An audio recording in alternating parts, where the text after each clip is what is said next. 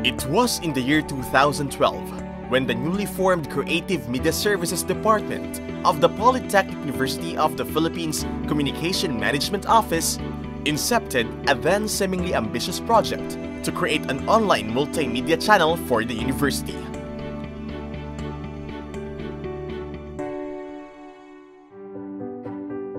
Nung nag-start ang PUP Create TV, idea lang siya talaga.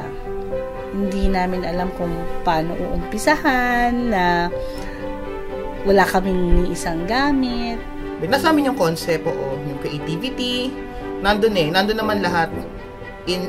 Intact naman siya na nandun siya. Pero, yung mismong struggle or yung mismong problema na nagagaling sa resources, napakalaki mo. PUP Create TV was envisioned to be PUP's TV network on the internet that would highlight and promote notable achievements and milestones of the university, as well as its history and current affairs. Manifesting PUP President Dr. Emmanuel C. de Guzman's vision of an epistemic community, PUP Create TV also aimed to be a training ground for students in the field of production management, directing, script writing, news writing, news reporting, video editing, photography, graphic design, and cinematography. February 9, 2013 marked the birth of the channel as it officially launched its YouTube and Facebook accounts that soon housed its regular programs. After a few weeks of promotions, the first episode of The Observer Online, the channel's news program, went online and received positive reactions from the audience. The other pioneer programs of the channel followed, such as PUP TV, Ginakausap-usapan sa Pamantasan, a magazine program, and Stay Tuned, a web series. PUP Create TV further added more to its roster of programs such as VPUPian, a value formation program, and LOL Learn Online, an educational program. PUP Create TV also produced special presentations and public service announcements, all in the service of PUP and its stakeholders. With the social media serving as the vehicle to cater to its students, PUP Create TV programs have reached up to more than 100,000 people from PUP students, alumni, and other visitors from all around the world. The programs have also engaged students in an interactive way of exchanging ideas and opinions regarding the news, issues, and features tackled.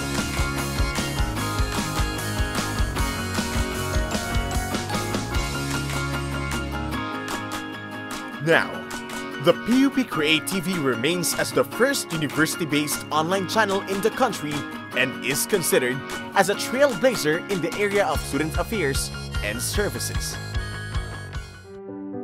But the road for PUP Create TV has met several challenges along its way.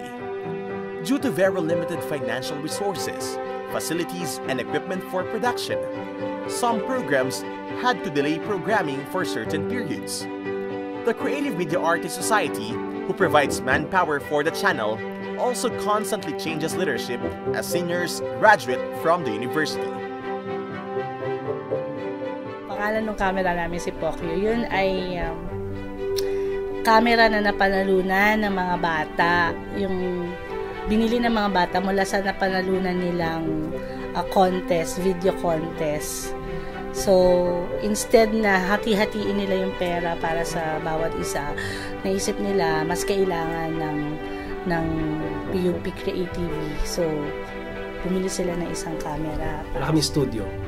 Wala kaming gamit din para makapag-produce ng isang online newscast. So, ang ginawa namin noon, nagpa-print lang kami ng tarpaulin na medyo pang newscast yung itsura. At dinikit namin siya sa pader. Yun na yung background namin. At nakabuo na kami ng ilang episodes ng Observer Online. Kahit wala ka ng equipment, dapat as much as possible yung mapoproduce mong output dapat quality work pa rin. In 2016, PUP Create TV was given a new home through the generosity of the chairman of the R2 Group of Companies and a member of the PUP Board of Regents, Dr. Regis M. Romero II. Dr. Romero financed the conversion of the second floor of the Sampaguita building in PUP-A Mabini campus into a state-of-the-art communication center with a production studio.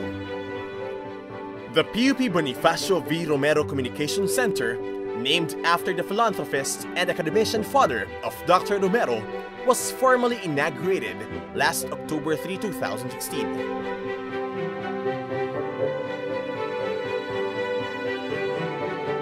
PUP Create TV considers the opening of the Communication Center as one of its most important milestones, as it greatly helps the channel to fulfill its goals and objectives, which is to become the leader in alternative and creative education, an effective tool in image building, and the university's ubiquitous connection to the world.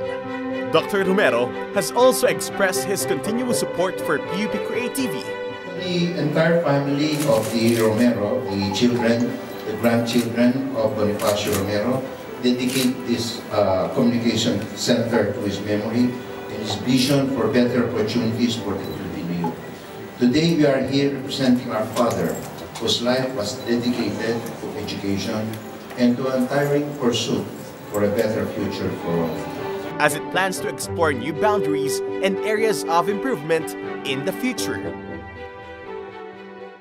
Kaya yun yung maganda namang tulong na naibigay ni Dr. Regis Romero, kasi dumating siya sa time kung saan nangangailangan ng dagdag na suporta ang PUP Create TV in terms of facility, in terms of equipment. Isa ako sa pinakamaswerte dahil nung naupo ako bilang hepe, eksakto naman na nabiyayaan kami ng ganitong klaseng opisina. Nakatulong siya lalo na sa akin sa Communication Management Office kasi nagsilbi itong bagong opisina namin. Bukod kasi sa amin, ilan kami dito, 12 kami. Meron din kaming CMAS, yung Creative Media Arts Society. Sila yung katulong namin sa mga production. Sobrang gaan mag-prod, mas masarap siya mag-production, masarap kumilos. Kasi may mga gamit, mas malaki yung space. Karoon na ng tamang medium para sa craft nila. So, yung medium na yon, ito mismo yon, yung opisinang to. Sure naman ako na not only our office, the CMO, would benefit from this because I believe this would be really open to every student from PUP who needs a good studio na pwede nilang magamit para sa kanilang mga project. Ang ganda ng facility, nandito na lahat, and pakinabangan talaga siya ng mga PUPians, hindi lang ng mga estudyante, pati ng mga empleyado.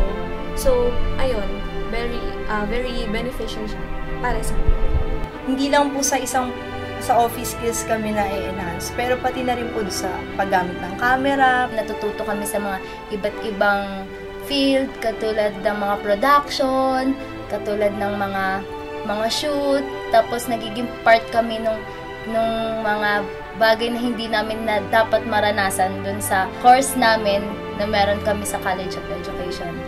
Malaking tulong po talaga siya, lalo na po sa mga media practitioners, maging sa mga hindi media practitioners, naging open po sila kung paano ba gumagalaw yung mundo. Hindi lang po kami na-enclose sa kung ano yung nasa classroom, parang ito na yung real world, parang gano'n. Matutulungan kami nito para talagang matutunan kung ano yung dapat naming matutunan beyond sa libro. I just hope that this partnership, this friendship with Dr. Regis Romero will continue and will grow. And I expect that in the future, we can be of mutual benefit for each other. His companies and himself as a regent and PUP, and myself as the president. So, Regent Romero, thank you. On its 4th anniversary, PUP Create TV, together with the entire PUP community, would like to express its sincerest gratitude to the benevolence and support of Dr. Romero.